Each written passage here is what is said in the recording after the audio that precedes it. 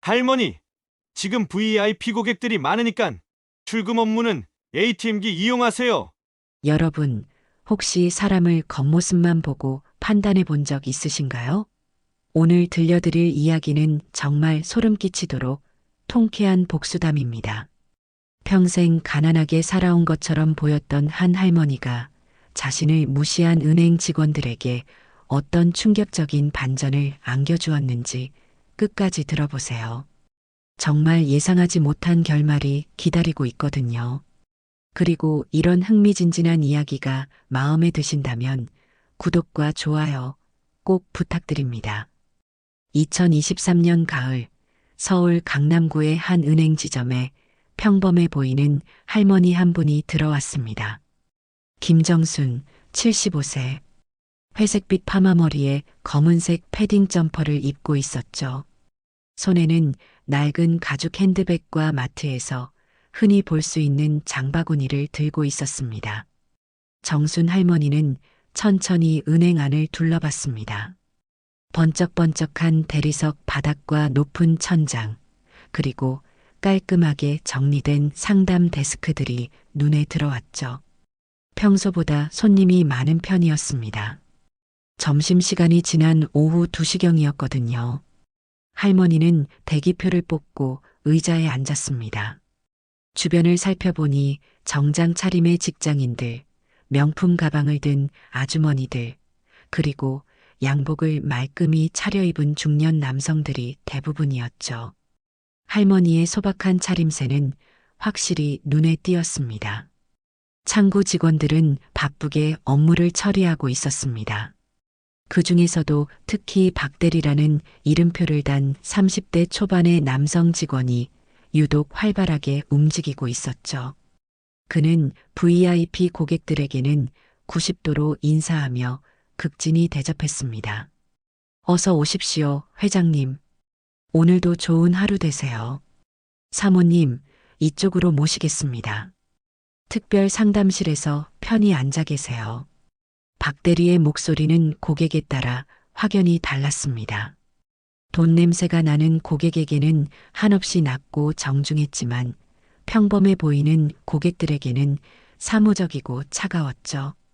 정순 할머니는 가만히 앉아서 이 모든 광경을 지켜봤습니다.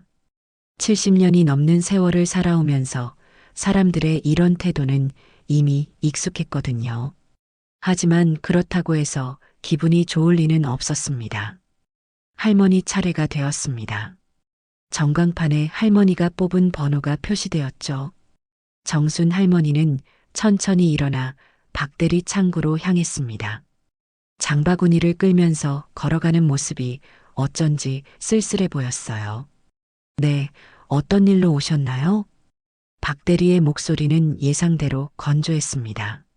화면을 보며 다른 일을 처리하는 듯했고 할머니를 제대로 쳐다보지도 않았죠.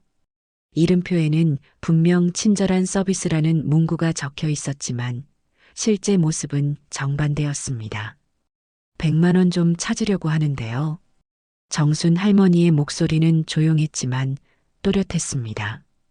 75세라는 나이에 비해 목소리에는 여전히 힘이 있었죠. 하지만 박대리는 여전히 화면만 쳐다보고 있었습니다. 통장하고 신분증 주세요. 박대리가 기계적으로 손을 내밀었습니다. 정순 할머니는 낡은 핸드백에서 통장과 신분증을 꺼냈죠. 통장은 오래된 것이었지만 정성스럽게 관리된 흔적이 보였습니다.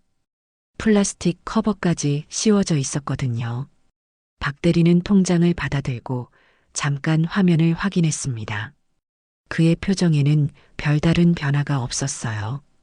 평범한 적금 통장이었으니까요. 그는 기계적으로 업무를 처리하기 시작했습니다. 비밀번호 입력해 주시고 여기 서명하세요. 정순 할머니는 떨리는 손으로 비밀번호를 입력했습니다. 나이가 들면서 손가락이 예전 같지 않았거든요. 숫자를 하나하나 천천히 눌러야 했죠. 박대리는 이마저도 답답해하는 표정을 짓고 있었습니다. 뒤에서 대기하고 있던 다른 고객들도 조금씩 웅성거리기 시작했어요. 점심시간이 지나면서 은행이 더욱 붐비고 있었거든요. 정순 할머니는 이런 분위기를 의식하지 않을 수 없었습니다. 드디어 업무가 끝났습니다. 박 대리는 봉투에 100만 원을 넣고 할머니에게 건넸어요. 그의 태도는 처음부터 끝까지 일관되게 무뚝뚝했습니다. 여기 있습니다. 다음 분. 박 대리의 목소리에는 할머니를 빨리 보내고 싶어 하는 기색이 역력했습니다. 정순 할머니는 돈 봉투를 받아 핸드백에 넣었죠. 그리고 천천히 고개를 숙여 인사했습니다. 수고하세요. 하지만 박 대리는 이미 다음 고객을 부르고 있었어요. 할머니의 인사는 무시당했습니다. 정순 할머니는 잠깐 그 자리에 서 있었죠. 무언가 말하고 싶었지만 결국 아무 말도 하지 않았습니다. 할머니는 장바구니를 끌며 은행을 나섰습니다. 가을 햇살이 따뜻했지만 마음은 왠지 서늘했어요. 평생을 살아오면서 이런 일은 수도 없이 겪어봤지만 나이가 들수록 더 서럽게 느껴졌거든요. 버스 정류장까지 가는 길, 정순 할머니는 자꾸만 뒤돌아봤습니다. 은행 건물이 점점 작아져 갔지만 마음속에는 뭔가 응어리가 남아 있었죠. 그냥 넘어갈 수도 있었지만 이번만큼은 뭔가 다른 기분이었습니다. 집으로 가는 버스 안에서 할머니는 창밖을 바라봤습니다. 가을 단풍이 아름다웠지만 마음은 복잡했어요. 100만 원이라는 돈이 박 대리에게는 대수롭지 않아 보였지만 할머니에게는 소중한 돈이었거든요. 그날 밤 정순 할머니는 잠들기 전까지 계속 그 일을 생각했습니다. 나이 들었다고 해서 옷차림이 소박하다고 해서 무시당해도 되는 건 아니잖아요. 하지만 세상은 여전히 겉모습으로 사람을 판단하고 있었습니다. 할머니는 침대맡 서랍을 열어봤습니다. 그 안에는 여러 개의 통장이 가지런히 정리되어 있었어요. 하지만 이것들의 진짜 의미를 아는 사람은 아무도 없었죠. 할머니는 한숨을 쉬며 서랍을 닫았습니다. 이 평범해 보이는 하루가 곧 엄청난 파장을 일으킬 사건의 시작이라는 걸 그때는 아무도 몰랐습니다. 며칠 후 정순 할머니는 다시 같은 은행을 찾았습니다. 이번에는 아들 병원비로 쓸 돈이 더 필요했거든요. 할머니는 같은 옷차림에 같은 장바구니를 들고 은행 문을 열었어요. 오전 10시경이었는데도 은행은 벌써 북적였습니다. 연말이 다가오면서 사람들이 더 분주해진 것 같았죠. 정순 할머니는 익숙하게 대기표를 뽑았어요. 34번이었습니다. 전광판을 보니 현재 27번을 처리하고 있었어요. 7명 정도 기다리면 될 것 같았죠. 할머니는 의자에 앉아 조용히 차례를 기다렸습니다. 주변에는 정장을 입은 직장인들과 명품 가방을 든 아주머니들이 앉아 있었어요. 그런데 이상한 일이 벌어졌습니다.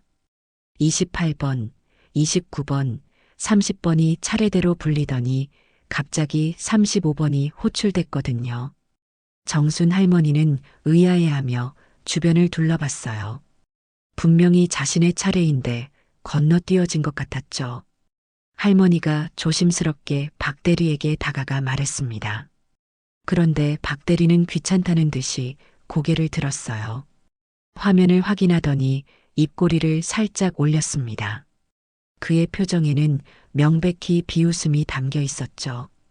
박 대리의 목소리는 의도적으로 크게 들렸습니다. 주변 사람들이 모두 들을 수 있을 정도였어요. 100만 원 같은 작은 금액은 나중에 처리해도 된다고 말했거든요.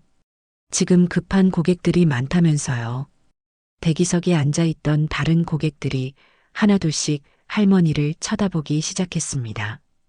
정순 할머니의 얼굴이 순간 빨개졌어요. 75년을 살아오면서 이런 공개적인 모욕은 처음이었거든요. 심장이 빠르게 뛰기 시작했습니다. 할머니가 떨리는 목소리로 자신도 급한 일이 있다고 말했지만 박 대리는 전혀 신경 쓰지 않았어요. 오히려 ATM기에서 뽑으면 되는데 왜 굳이 창구까지 와서 번거롭게 하냐고 따져 물었죠. 이때 옆 창구에서 일하던 김 대리가 끼어들었습니다. 박 대리 말이 맞다면서 큰 돈도 아닌데 ATM기 사용법도 모르냐고 비아냥거렸어요. 요즘 할머니들도 다 쓴다면서 말이에요. 두 직원이 주고받는 대화를 듣고 있던 대기 고객들도 웅성거리기 시작했습니다. 어떤 사람은 시계를 보며 혀를 찾고 또 어떤 사람은 핸드폰을 만지작거리며 짜증스러워했죠. 할머니를 보는 시선들이 점점 차가워졌어요. 정순 할머니는 온몸이 떨렸습니다.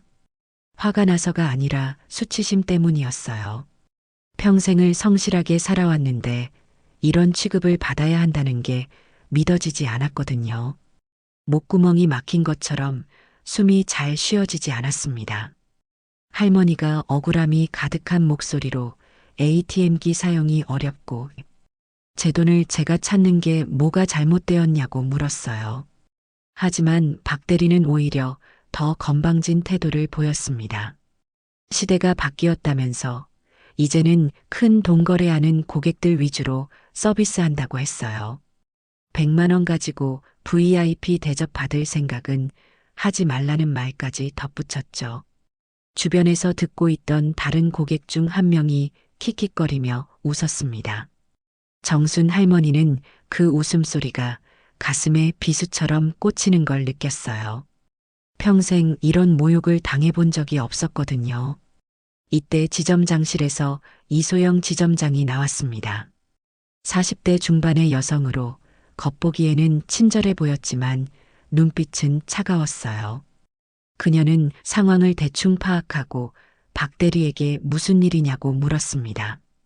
박 대리는 마치 자신이 피해자인 양 대답했어요.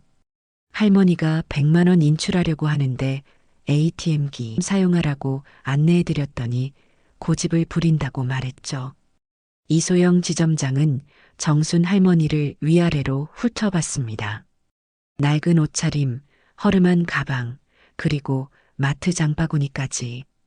그녀의 눈에는 명백한 무시의 빛이 담겼어요. 지점장의 말은 겉으로는 부드러웠지만 속뜻은 명확했습니다. 고객 입장도 이해하지만 다른 분들도 기다리고 있다면서 ATM기가 편하다고 했어요. 한번 써보면 금방 익숙해질 거라면서 말이죠. 결국 빨리 가라는 의미였습니다. 정순 할머니는 더 이상 참을 수가 없었어요. 그럼 자신이 여기 고객이 아니라는 말이냐고 물었습니다. 할머니의 목소리가 갑자기 단호해졌어요. 하지만 이소영 지점장은 여전히 차가운 미소를 지었습니다. 지점장은 물론 고객이라면서도 효율적인 서비스를 위해 양해를 구한다고 했어요. ATM기 사용법을 모르면 가르쳐 드릴 수도 있다고 덧붙였죠. 하지만 그 말투에는 진정성이 전혀 없었습니다. 그 순간 정순 할머니는 깨달았습니다. 이 사람들에게 자신은 그냥 귀찮은 존재일 뿐이라는 걸 말이에요. 나이 들고 가난해 보인다는 이유로 무시당하고 있는 거였죠. 가슴속 깊은 곳에서 뭔가가 부서지는 소리가 들렸어요. 할머니는 천천히 통장을 핸드백에 넣었습니다. 손이 떨렸지만 마음은 오히려 차분해지고 있었어요. 70년 넘게 쌓아온 자존심이 산산조각 나는 걸 느꼈거든요. 하지만 동시에 마음 한구석에서는 뭔가 다른 감정이 꿈틀거리고 있었습니다. 정순 할머니는 조용히 알겠다고 말했어요. 다음에 다시 오겠다고 했죠. 하지만 그 목소리에는 뭔가 다른 느낌이 담겨 있었습니다. 박 대리와 이소영 지점장은 그냥 포기한 것으로만 생각했어요. 박 대리의 마지막 말은 정말 치욕스러웠습니다. 다음에는 ATM기 사용법 익혀서 오면 더 편할 거라고 했거든요. 주변 고객들 중 몇 명은 여전히 킥킥거리며 웃고 있었어요. 정순 할머니는 그들의 시선을 온몸으로 느끼며 천천히 은행을 나섰습니다. 은행 문을 나서는 순간 할머니의 눈에서 눈물이 흘러내렸어요. 화가 나서가 아니라 너무 서러워서였죠. 평생을 정직하게 살아왔는데 이런 취급을 받아야 한다니요.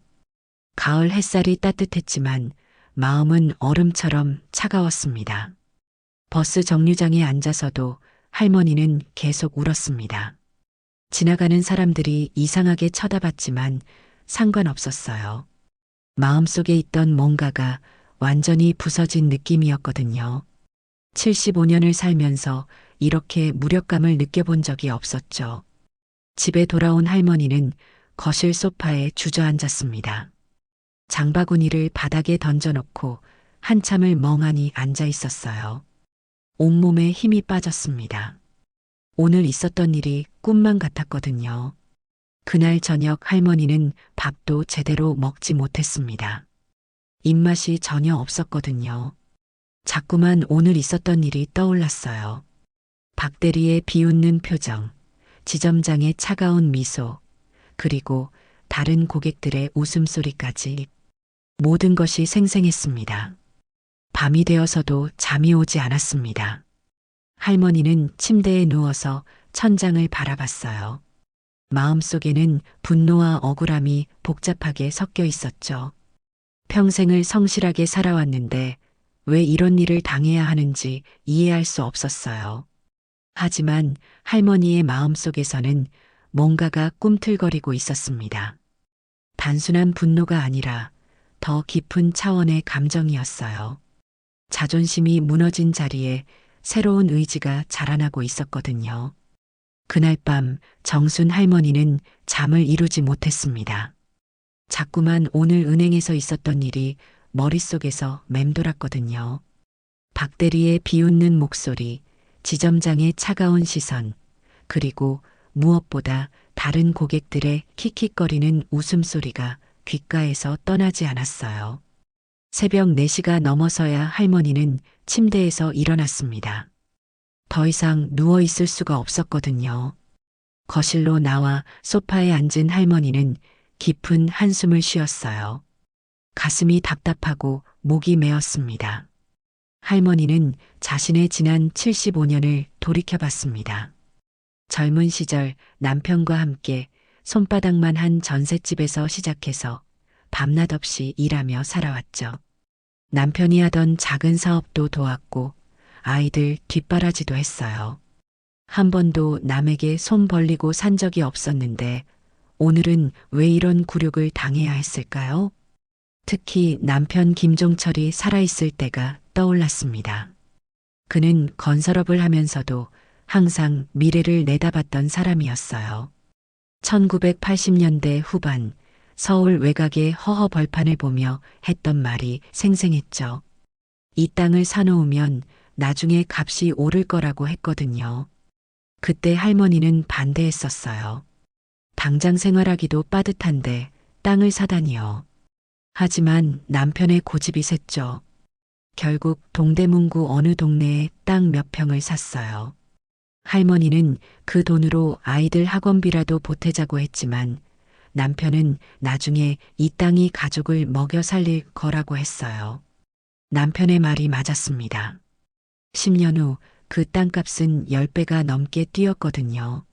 하지만 정순 할머니는 그 땅을 팔지 않았어요. 남편이 돌아가신 후에도 계속 가지고 있었죠.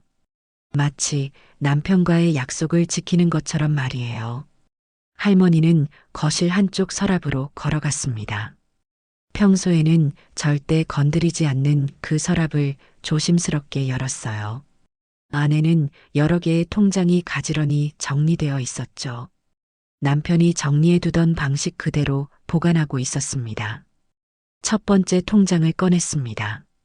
오래된 적금 통장이었는데 마지막 페이지를 펼쳐보니 잔액이 10억 3천만 원으로 표시되어 있었어요. 두 번째 통장도 비슷했죠. 8억 7천만 원이었습니다. 할머니는 숫자를 보면서도 실감이 나지 않았어요. 하나씩 통장을 확인해 봤습니다. 총 6개의 통장이 있었는데 모든 잔액을 합치면 50억이 넘었죠. 남편이 사둔 땅들이 개발되면서 보상금으로 받은 돈, 그리고 할머니 본인이 조금씩 모아서 투자한 주식들의 수익이었어요. 1990년대 초반 삼성전자 주식을 샀을 때를 기억했습니다. 주변 사람들은 모두 말렸었죠. 주식은 위험하고 망하면 돈 다 날린다고 했거든요. 하지만 할머니는 다르게 생각했어요. 삼성이라는 회사가 계속 커질 거라고 믿었거든요. 매달 용돈을 아껴서 조금씩 삼성전자 주식을 샀습니다. 아이들 모르게 남편도 처음에는 반대했지만 할머니의 고집을 꺾을 수는 없었어요. 30년이 지난 지금 그 주식의 가치는 상상할 수 없을 만큼 올라 있었습니다. LG전자, 현대자동차, 포스코까지. 할머니는 신문을 꼼꼼히 읽으며 조금씩 주식을 모았어요. 주변 사람들은 할머니가 그저 용돈이나 모으는 줄 알았죠. 하지만 실제로는 엄청난 투자자였던 거예요. 할머니는 통장들을 다시 서랍에 넣으며 쓴웃음을 지었습니다. 이 모든 재산을 가지고 있으면서도 왜 100만 원 찾는 일로 그런 모욕을 당해야 했을까요? 마음속에서 뭔가가 뜨겁게 끓어오르고 있었어요. 사실 할머니가 평소 검소하게 사는 이유가 있었어요. 자식들에게 부담을 주고 싶지 않았거든요. 돈이 많다는 걸 알면 아이들이 의존하게 될 것 같았고, 그보다는 스스로 열심히 살아가길 원했어요. 할머니만의 사랑이었죠. 그리고 세금 문제도 있었습니다. 큰 돈을 한 번에 움직이면 여러 가지 복잡한 일들이 생길 수 있었거든요. 그래서 항상 필요한 만큼만 조금씩 찾아서 쓰고 있었어요. 남들이 보기에는 그저 검소한 할머니일 뿐이었죠. 하지만 오늘 은행에서 당한 일은 정말 참을 수 없었습니다. 할머니의 가슴 속에서 뭔가가 끓어오르고 있었어요. 평생 쌓아온 자존심이 무너진 분노였죠. 나이 들었다고, 가난해 보인다고 저렇게 무시해도 되는 건가요? 할머니는 거실을 서성거렸습니다. 마음이 복잡했어요. 그냥 넘어갈 수도 있었지만 이번만큼은 뭔가 다른 기분이었거든요. 75년을 살아오면서 이런 감정을 느껴본 적이 없었어요. 새벽 6시가 되어서야 할머니는 결심을 굳혔습니다. 더 이상 이런 취급을 받고 살 수는 없다고 생각했어요. 75년을 살아오면서 정직하게, 성실하게 살아왔는데 왜 이런 모욕을 당해야 하나요? 이제는 진실을 보여줄 때가 된 것 같았습니다. 할머니는 휴대폰을 꺼내 조카 정우석에게 전화를 걸었습니다. 새벽이라 미안했지만 이 일을 혼자 감당하기에는 너무 버거웠거든요. 우석이만이 할머니의 진짜 상황을 아는 유일한 사람이었어요. 정우석의 목소리에는 걱정이 담겨 있었습니다. 평소 할머니가 이런 시간에 전화하는 일이 없었거든요. 할머니는 시간을 낼 수 있냐고 물었어요. 중요한 얘기가 있다고 했죠. 우석이는 물론이라고 대답했습니다. 오늘 오후에 뵐 거냐고 물었어요. 할머니는 고맙다며 3시쯤 집으로 와달라고 부탁했습니다. 목소리에는 평소와 다른 단호함이 담겨 있었어요. 전화를 끊은 할머니는 다시 서랍을 열어봤어요. 그 많은 통장들이 새삼 무겁게 느껴졌죠. 이제는 정말 결단을 내릴 때가 온 것 같았습니다. 더 이상 숨어서 살 수는 없었어요. 할머니는 거실 창문으로 다가가 밖을 내다봤어요. 해가 떠오르고 있었죠. 새로운 하루가 시작되고 있었지만 할머니의 마음속에는 어제와는 다른 각오가 자리 잡고 있었어요. 이번만큼은 절대 그냥 넘어가지 않겠다는 의지였습니다. 정순 할머니의 눈에는 강한 결심이 타오르고 있었습니다. 75년 동안 쌓아온 인내심이 마침내 한계에 도달한 순간이었어요. 이제는 세상의 진실을 보여줄 차례였습니다. 오후 3시 정각 현관문에서 초인종 소리가 들렸습니다. 정순 할머니는 마음을 진정시키고 문을 열었어요. 정우석이 걱정스러운 표정으로 서 있었죠. 50대 초반의 그는 할머니에게 가장 가까운 조카였어요. 우석이는 할머니를 보자마자 뭔가 평소와 다르다는 걸 눈치챘습니다. 할머니의 눈가에는 어젯밤 울었던 흔적이 남아 있었고 표정도 어딘지 굳어 있었거든요. 평소 온화한 미소를 잃지 않던 할머니였는데 말이에요. 거실로 들어와 앉은 우석이는 조심스럽게 물었습니다. 무슨 일이 있었냐고요? 할머니는 차를 끓이러 부엌으로 갔다가 다시 나왔어요. 손에는 우석이가 좋아하는 녹차가 들려 있었죠. 정순 할머니는 천천히 어제 은행에서 있었던 일을 이야기하기 시작했습니다. 박 대리의 무시하는 태도, 지점장의 차가운 시선, 그리고 다른 고객들의 비웃음까지 모든 걸 자세히 설명했어요. 우석이의 얼굴이 점점 굳어졌습니다. 주먹을 불끈 쥐었다가 펴기를 반복했어요. 할머니가 이런 모욕을 당했다는 사실이 믿어지지 않았거든요. 평생을 성실하게 살아온 할머니인데 말이에요. 할머니는 계속해서 자신의 심정을 털어놓았습니다. 75년을 살면서 이런 굴욕을 당해본 적이 없다고 했어요. 나이 들었다고, 가난해 보인다고 저렇게 취급받아도 되는 건지 모르겠다고 했죠. 우석이는 할머니의 이야기를 들으며 마음이 아팠습니다. 할머니가 얼마나 상처받았는지 충분히 느낄 수 있었거든요. 동시에 분노도 치밀어 올랐어요. 어떻게 감히 할머니를 그렇게 대할 수 있단 말인가요? 그런데 우석이는 할머니의 진짜 상황을 알고 있었습니다. 다른 사람들은 모르지만 할머니가 얼마나 많은 재산을 가지고 있는지 말이에요. 몇 년 전부터 할머니의 재산 관리를 일부 도와주고 있었거든요. 처음에는 우석이도 놀랐었습니다. 할머니가 그렇게 많은 돈을 가지고 있을 줄은 꿈에도 몰랐거든요. 남편이 사둔 땅들이 개발되면서 받은 보상금, 그리고 할머니 본인이 30년 넘게 투자한 주식들까지. 할머니는 우석이에게만 진실을 털어놓은 적이 있었어요. 세금 문제가 복잡해지면서 전문가의 도움이 필요했거든요. 우석이는 회계사였기 때문에 할머니가 믿고 맡길 수 있는 유일한 사람이었죠. 그때부터 우석이는 할머니의 재산을 효율적으로 관리하는 일을 도와왔습니다. 세금을 최소화하면서도 안전하게 보관할 수 있는 방법들을 찾아냈어요. 할머니의 검소한 생활도 이해할 수 있었죠. 하지만 오늘 할머니의 모습은 달랐습니다. 평소처럼 조용히 참고 넘어가려는 기색이 전혀 없었어요. 눈에는 강한 의지가 타오르고 있었고 목소리에도 평소와 다른 단호함이 담겨 있었죠. 우석이는 조심스럽게 말했습니다. 이제 그냥 참고 넘기라고요. 세상에는 그런 사람들이 많다고, 일일이 신경 쓰면 할머니만 상처받는다고 했어요. 하지만 할머니의 반응은 예상과 달랐습니다. 정순 할머니는 고개를 저었어요. 이번만큼은 다르다고 했습니다. 평생 쌓아온 자존심이 무너졌다고, 더 이상 이런 취급을 받고 살 수는 없다고 말했어요. 목소리에는 흔들림이 없었죠. 우석이는 할머니의 진심을 느꼈습니다. 평소 온화하던 할머니가 이렇게 단호하게 나오는 건 처음 봤거든요. 뭔가 큰 결심을 한 것 같았어요. 하지만 동시에 걱정도 되었습니다.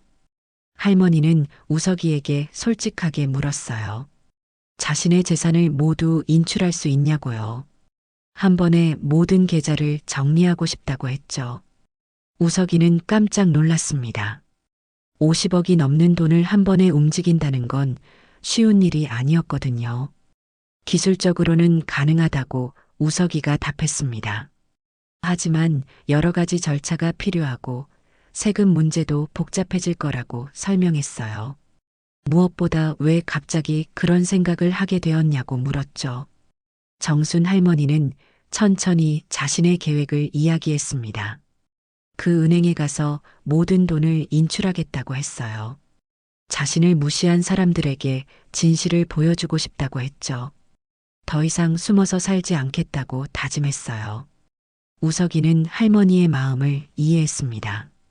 하지만 동시에 우려도 컸어요. 그렇게 큰 돈을 움직이는 건 위험할 수도 있었거든요. 무엇보다 할머니가 너무 감정적으로 행동하는 것 같았어요. 하지만 할머니의 결심은 확고했습니다. 평생을 정직하게 살아왔는데 왜 이런 모욕을 당해야 하냐고 물었어요. 나이 들었다고 해서, 소박하게 차려입었다고 해서 무시당해도 되는 건 아니라고 했죠. 우석이는 할머니의 손을 잡았습니다. 할머니의 마음은 충분히 이해한다고 했어요. 하지만 너무 성급하게 행동하지는 말라고 조언했죠. 한 번 더 생각해 보자고 했습니다. 정순 할머니는 우석이의 걱정을 알고 있었어요. 하지만 이미 마음을 정했다고 했습니다. 75년을 살면서 이런 감정을 느껴본 적이 없다고 했어요. 이번만큼은 절대 그냥 넘어갈 수 없다고 다짐했죠. 우석이는 결국 할머니의 뜻을 따르기로 했습니다. 대신 조건을 걸었어요. 혼자 가지 말고 자신이 함께 가겠다고 했죠. 그리고 모든 절차를 안전하게 처리하겠다고 약속했어요.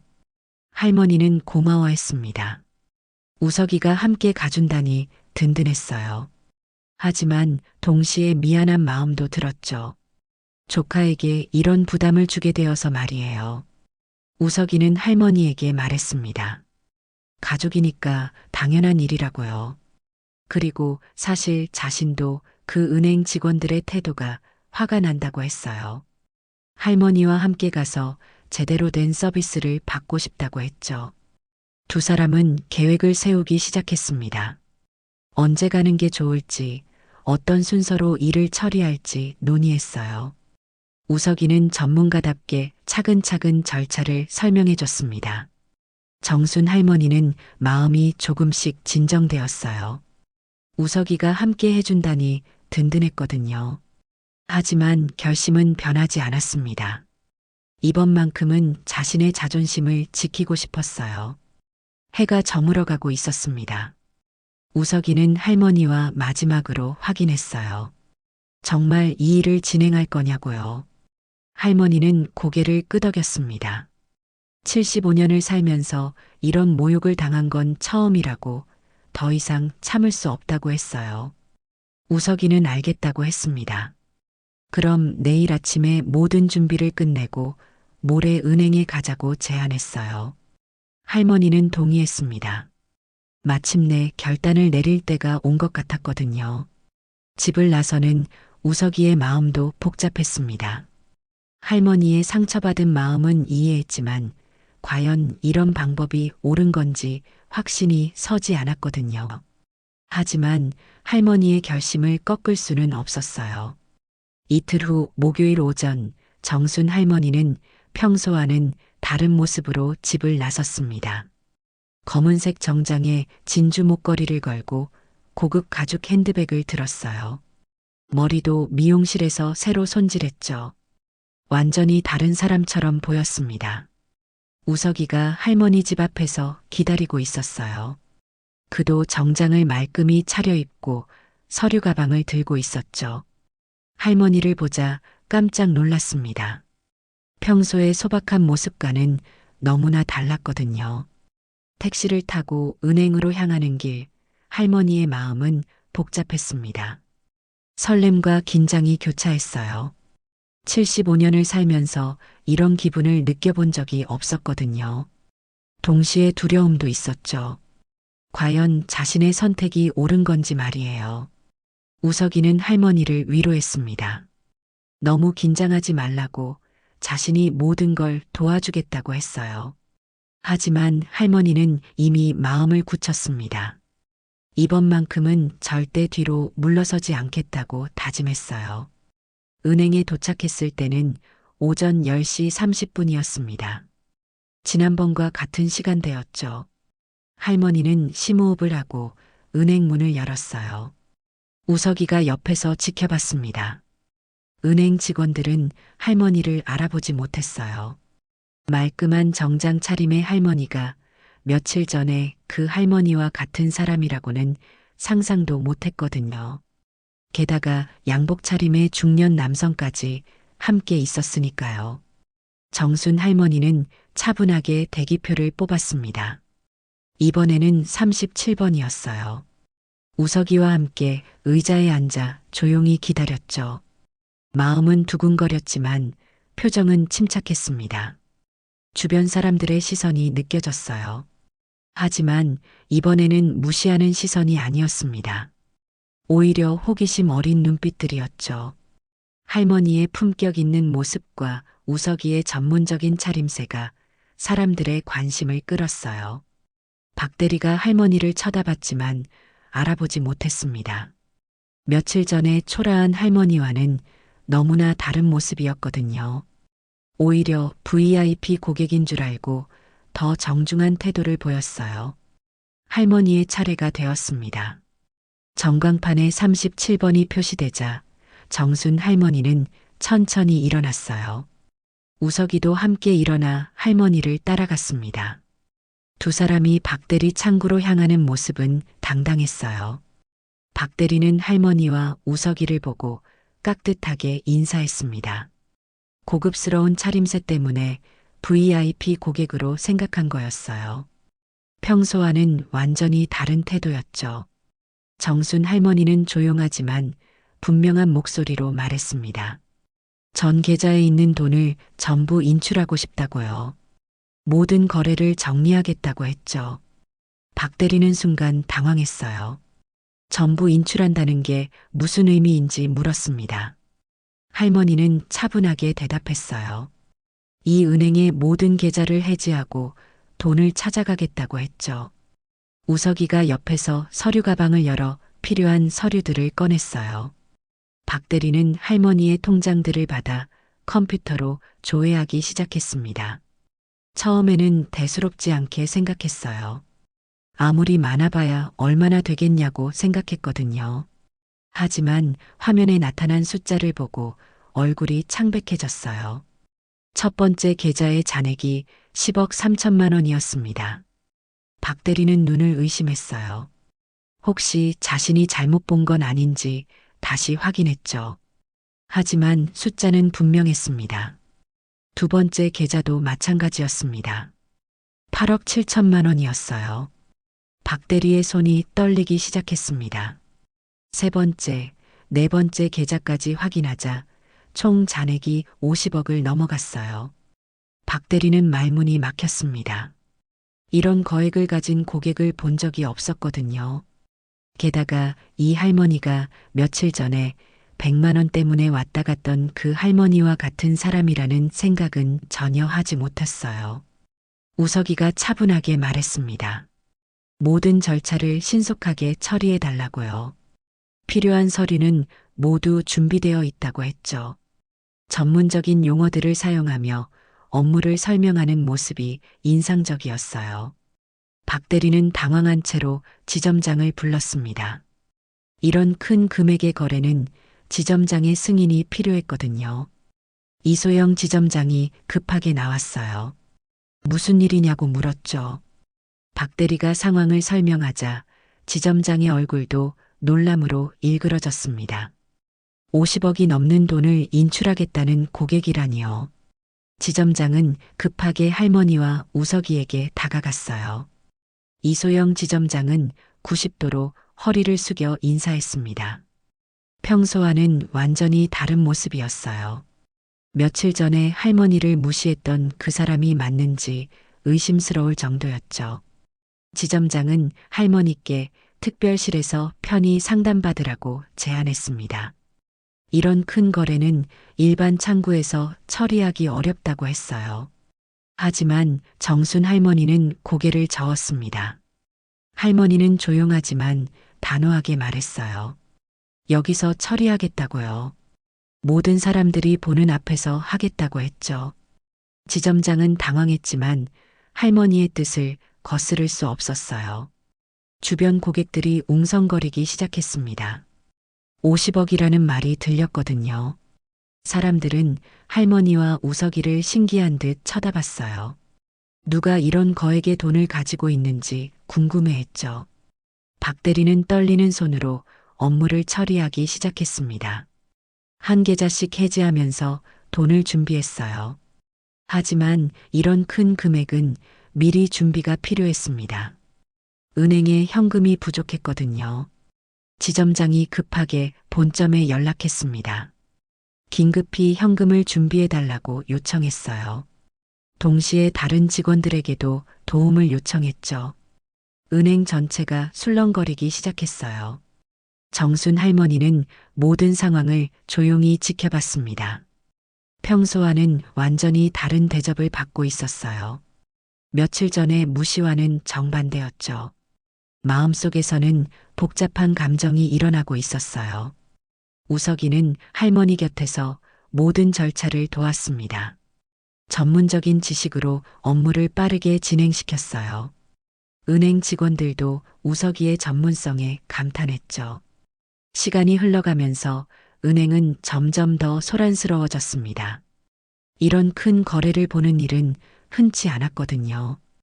다른 고객들도 호기심을 감추지 못했어요. 정순 할머니는 마침내 자신의 진짜 모습을 세상에 드러내고 있었습니다. 75년 동안 숨겨왔던 진실을 말이에요. 이제 더 이상 무시당하지 않을 거라는 확신이 들었어요.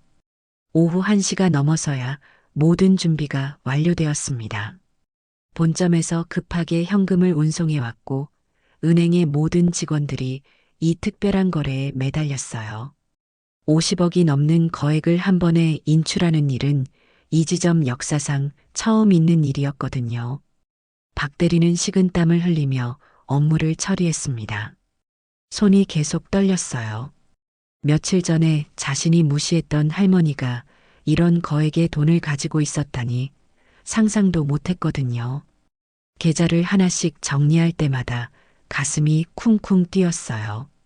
이소영 지점장은 계속해서 할머니께 죄송하다고 했습니다. 이런 VIP 고객을 제대로 모시지 못했다면서 변명을 늘어놓았어요. 하지만 정순 할머니는 표정 하나 변하지 않았습니다. 차분하게 모든 과정을 지켜보고 있었죠. 주변에 모여든 고객들의 수는 점점 늘어났어요. 50억이라는 소문이 퍼지면서 사람들의 호기심이 극에 달했거든요.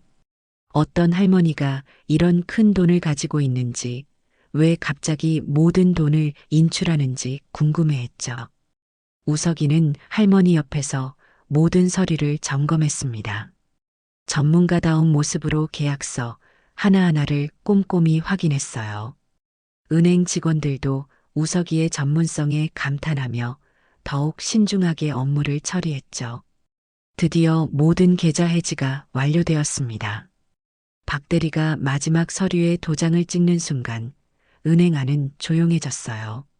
정순 할머니가 20년 넘게 이 은행의 고객이었다는 사실이 모든 거래 내역에 고스란히 드러났거든요. 1998년부터 시작된 거래 기록들이 화면에 나타났습니다. 할머니는 20년 넘게 꾸준히 이 은행을 이용해 왔던 거예요. 매달 적금도 넣고 주식 거래도 하고 각종 공과금도 이 은행에서 처리했죠. 진짜 단골 고객이었던 거예요.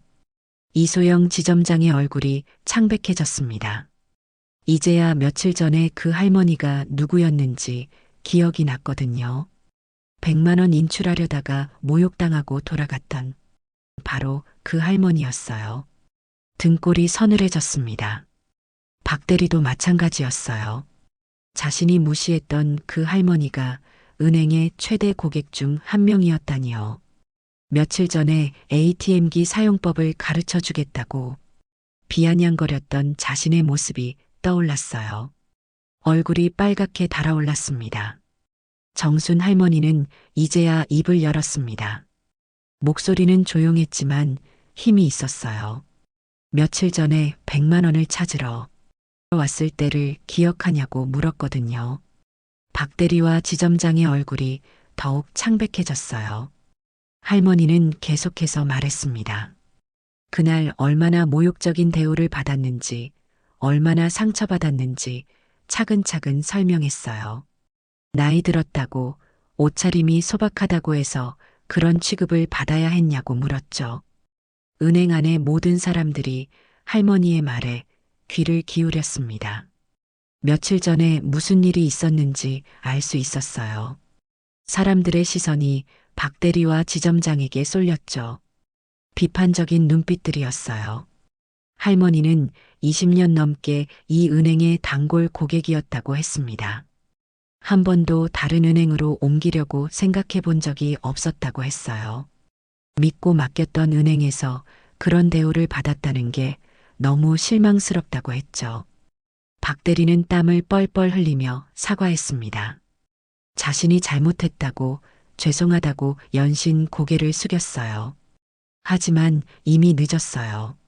할머니의 마음속 상처는 이미 깊게 패여 있었거든요. 이소영 지점장도 마찬가지였습니다.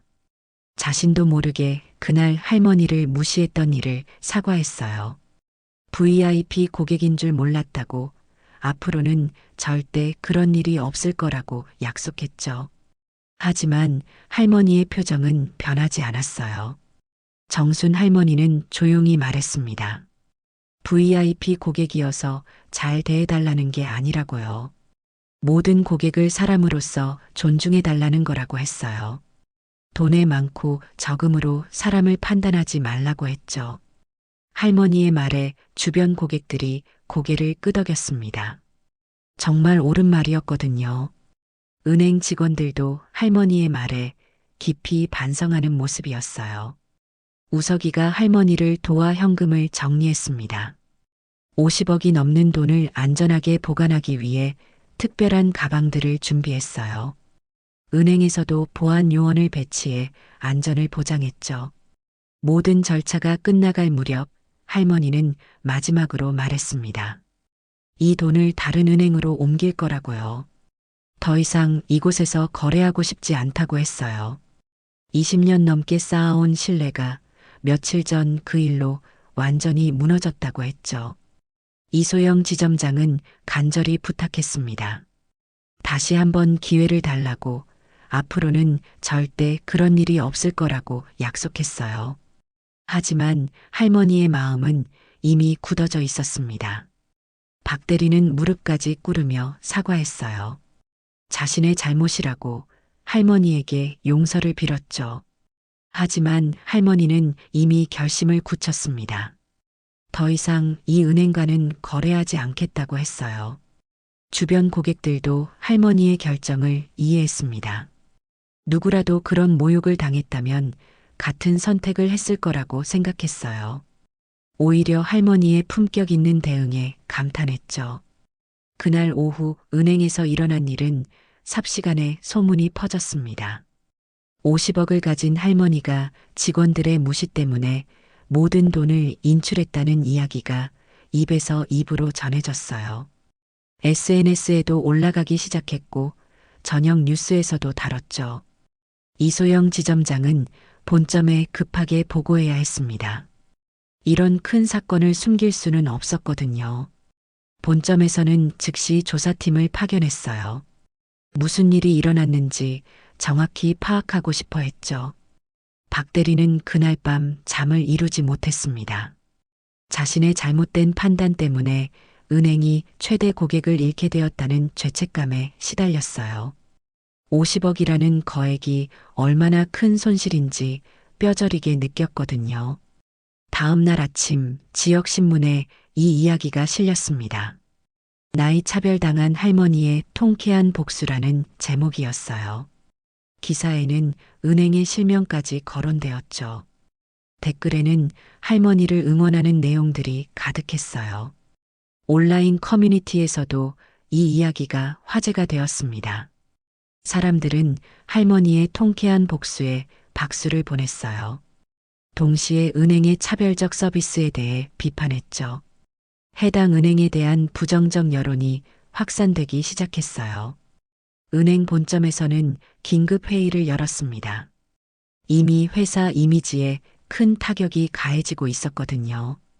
고객들이 하나둘씩 다른 은행으로 옮겨가기 시작했어요.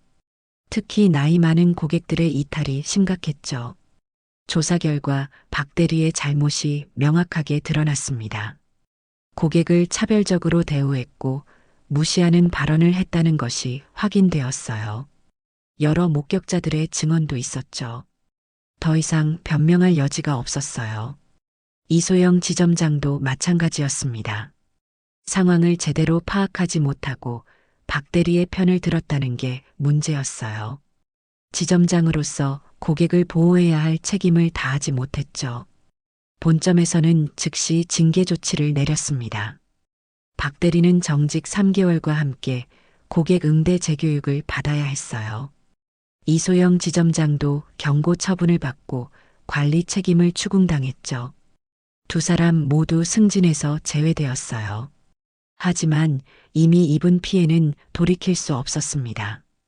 50억이라는 거액의 손실은 지점 실적에 큰 타격을 주었어요. 더 심각한 건 회사 이미지 손상이었죠. 고객들의 신뢰를 회복하기까지는 오랜 시간이 걸릴 것 같았어요. 언론에서도 이 사건을 계속 다뤘습니다. 나이 차별과 외모 차별의 심각성을 지적하는 기사들이 쏟아졌어요.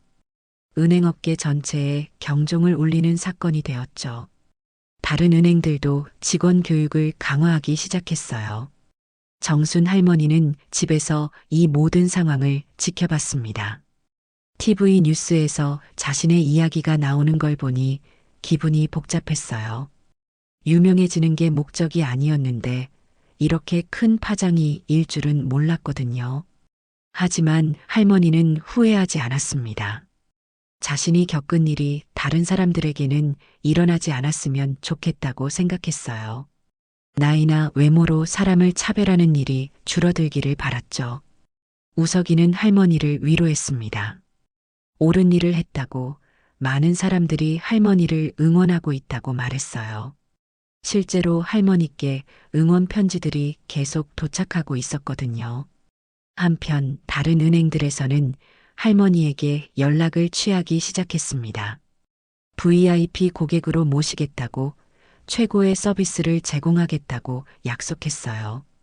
할머니는 그 중에서 가장 진정성 있어 보이는 은행을 선택했죠. 박 대리는 매일 할머니 집 앞에서 기다렸습니다. 한 번만 용서해달라고 간청하고 싶었거든요. 하지만 할머니는 그를 만나주지 않았어요. 이미 끝난 일이라고 생각했거든요. 이소영 지점장도 마찬가지였습니다. 할머니에게 편지를 보내고 선물도 보내며 용서를 빌었어요. 하지만 할머니의 마음은 이미 돌아서 있었죠. 한번 무너진 신뢰는 쉽게 회복되지 않았어요. 몇 주가 지나면서 상황은 더욱 심각해졌습니다. 해당 은행의 고객 이탈이 계속되었고 주가도 하락했어요. 이 한 사건이 회사 전체에 미친 영향이 상당했죠. 업계에서는 이 사건을 교훈 삼아 변화하기 시작했습니다. 고객 차별 금지 교육을 강화하고 서비스 개선에 더욱 신경 쓰게 되었어요. 할머니의 용기 있는 행동이 업계 전체를 바꾼 셈이었죠. 정순 할머니는 이 모든 변화를 보며 뿌듯함을 느꼈습니다. 자신의 아픔이 헛되지 않았다는 생각이 들었어요. 다른 누군가는 자신과 같은 모욕을 당하지 않을 수 있게 되었으니까요. 하지만 동시에 아쉬운 마음도 있었습니다. 20년 넘게 다녔던 은행과의 인연이 이렇게 끝나게 된 게 안타까웠어요. 하지만 자존심은 타협할 수 없는 것이었죠. 한 달 후 정순 할머니는 새로운 은행의 VIP 라운지에 앉아 있었습니다. 강남의 한 대형 은행 본점 최상층에 위치한 그곳은 마치 고급 호텔 라운지 같았어요. 넓은 창문으로 한강이 내려다 보였고 클래식 음악이 은은하게 흘러나왔죠. 우석이가 할머니 옆에 앉아 차를 마시고 있었습니다. 두 사람 앞에는 정성스럽게 준비된 다과가 놓여 있었어요. 은행 직원이 직접 끓인 고급차와 수제 과자들이었죠. 이런 대접은 할머니에게도 처음이었어요. 담당 프라이빗 뱅커인 김 실장이 정중하게 인사하며 다가왔습니다. 40대 중반의 그는 20년 넘게 VIP 고객만을 담당해온 베테랑이었어요. 할머니를 처음 만났을 때부터 지금까지 한결같이 정중하고 따뜻한 태도를 보였죠. 김 실장은 할머니의 자산을 안전하게 관리하기 위한 다양한 상품들을 제안했습니다. 하지만 강요하지는 않았어요. 할머니의 의견을 먼저 들어보고 가장 적합한 방법을 함께 찾아가는 방식이었죠. 이전 은행과는 완전히 다른 서비스였어요. 정순 할머니는 이런 대접이 어색하면서도 뿌듯했습니다. 75년을 살면서 이렇게 정중한 대우를 받아본 적이 없었거든요. 하지만 동시에 씁쓸한 마음도 있었어요. 돈이 많다는 이유로 이런 대접을 받는 것이 맞는 건지 의문이 들었거든요. 창문 너머로 보이는 한강을 바라보며 할머니는 지난 한 달을 돌이켜봤습니다. 이전 은행에서 벌어진 일이 언론에 알려진 후 많은 변화가 있었어요. 여러 방송국에서 인터뷰 요청이 들어왔고 사람들의 관심도 계속되었죠.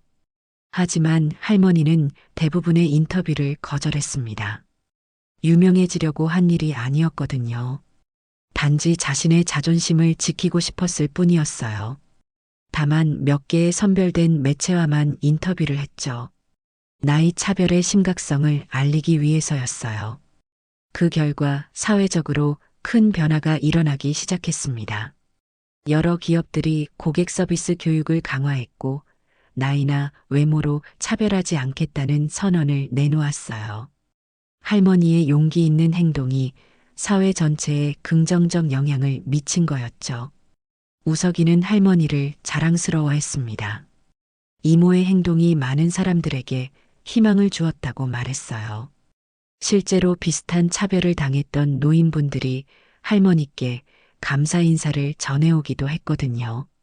김 실장이 할머니께 월간 자산관리 보고서를 건넸습니다. 세심하게 정리된 그 보고서에는 할머니의 모든 자산이 어떻게 운용되고 있는지가 상세히 기록되어 있었어요. 수익률도 이전보다 훨씬 좋아졌죠. 할머니는 보고서를 보며 감탄했습니다. 이런 전문적인 서비스를 받을 수 있다니 놀라웠어요. 김 실장은 할머니가 이해하기 쉽게 하나하나 설명해 줬죠. 어려운 금융 용어도 쉽게 풀어서 말해줬어요. 라운지 한쪽에서는 다른 VIP 고객들도 편안하게 상담을 받고 있었습니다. 모두들 정중한 대접을 받고 있었어요. 하지만 할머니가 보기에는 이곳도 완벽하지는 않았습니다. 여전히 돈이 많고 적음으로 사람을 구분하고 있었거든요. 할머니는 김 실장에게 부탁했습니다. 자신을 특별하게 대하지 말고 모든 고객을 동등하게 대해달라고요. 돈이 많다고 해서 더 좋은 사람이 되는 건 아니라고 했죠. 김 실장은 할머니의 말에 깊이 공감한다고 답했어요. 상담을 마치고 나오는 길에 할머니는 우석이와 함께 엘리베이터를 탔습니다. 거울에 비친 자신의 모습을 보니 한 달 전과는 많이 달라져 있었어요. 표정이 밝아졌고 자신감도 생겼죠. 무엇보다 당당해져 있었어요. 1층 로비를 지나가는데 한 노인분이 할머니를 알아봤습니다. 신문에서 봤다면서 고맙다고 인사했어요. 자신도 비슷한 차별을 당한 적이 있는데 할머니 덕분에 용기를 얻었다고 했죠. 할머니는 뿌듯함을 느꼈어요. 은행을 나와 카페에 앉은 두 사람은 여유롭게 차를 마셨습니다. 할머니는 우석이에게 고마움을 표했어요. 혼자였다면 이런 일을 해낼 수 없었을 거라고 했죠. 우석이는 가족이니까 당연한 일이라고 답했어요. 우석이는 할머니께 제안했습니다. 이제 좀 더 편하게 사시라고요. 돈을 모으기만 할 게 아니라 즐기면서 쓰라고 했죠. 여행도 가고 좋은 곳에서 맛있는 것도 드시라고 권했어요. 할머니는 웃으며 고개를 저었습니다. 평생 검소하게 살아온 습관을 바꾸기는 어렵다고 했어요. 하지만 앞으로는 조금 더 자신을 위해 돈을 쓰겠다고 약속했죠. 특히 가족들과 함께하는 시간에는 아끼지 않겠다고 했어요. 카페 창밖으로 사람들이 바쁘게 지나다니는 모습이 보였습니다. 할머니는 그들을 바라보며 생각했어요. 모든 사람이 존중받아야 한다고 겉모습으로 판단하면 안 된다고 말이에요. 집으로 돌아가는 길에 할머니는 이전 은행 앞을 지나갔습니다. 한 달 전에 그 모든 일이 벌어졌던 곳이었죠. 지금은 평범하게 보였지만 할머니에게는 특별한 의미가 있는 장소였어요. 은행 안을 잠깐 들여다보니 박 대리가 보였습니다. 예전과는 다른 모습이었어요. 고객을 대하는 태도가 훨씬 정중해져 있었죠. 아마 그날의 일을 계기로 많이 변했을 거예요. 할머니는 복잡한 심정이었습니다. 박 대리를 용서할 마음은 아직 생기지 않았지만 그가 변화하고 있다는 건 다행이었어요. 다른 고객들은 자신과 같은 일을 당하지 않을 테니까요. 집에 도착한 할머니는 거실 서랍을 열어봤습니다. 이제는 비어있는 그 서랍을 보니 묘한 기분이 들었어요. 30년 넘게 모았던 통장들이 모두 사라진 거였죠. 하지만 후회는 없었어요.